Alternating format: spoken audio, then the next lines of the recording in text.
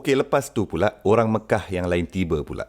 Dan mereka mula menghampiri gua di mana Nabi SAW sedang bersembunyi. Ketika mereka semakin dekat, Abu Bakar radhiyallahu anhu menjadi ketakutan. Dia sebagai manusia, naluri manusia yang normal jadi takut. Kerana nampaknya rancangan ini tak berjalan dengan lancar. Ya Rasulullah sallallahu alaihi wasallam, aku mencintai kamu sampai mati. Tapi rancangan ini macam tak jadi. Mereka akan jumpa kita. Jika mereka memandang ke bawah kaki mereka je, mereka akan nampak kita. Dan Nabi SAW bertanya kepada Abu Bakar radhiyallahu anhu. Katanya, wahai Abu Bakar radhiyallahu anhu, apakah pendapat kamu?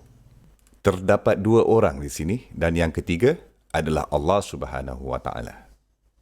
Bahawa Allah Subhanahu wa taala telah berfirman dalam kitabnya Al-Quran, La tahzan innallaha ma'ana. Jangan risau. Jangan risau, jangan takut, jangan risau kerana Allah Subhanahu wa taala ada bersama kita. Dan sudah tentu kita tahu kisahnya kan, bahawa orang Mekah tidak nampak mereka bersembunyi dalam gua itu. Okey, lepas itu mereka meneruskan hijrah mereka. Dan dari situ membinakan sebuah empire yang memang akan menakluki dunia. Dunia bertamadun pada satu masa dulu. Kemudian itu, sebelum kematian Nabi SAW, Suraqah akan menjadi seseorang Muslim.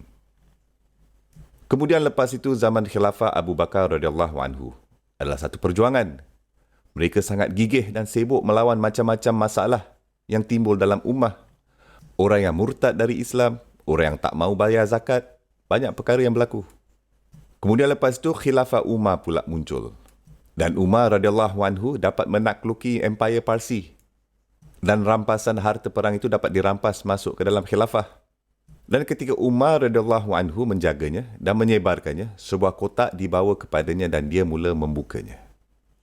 Dan di dalamnya terdapat gelang Kisra. Segera dia berkata, bawakan aku Suraqah. Cakap dengan Suraqah, mari jumpa aku. Dan Suraqah datang dan Umar radhiyallahu anhu menghadiahkan kepadanya gelang Kisra, mengatakan bahawa ini adalah pemenuhan janji Rasulullah SAW kepada kamu.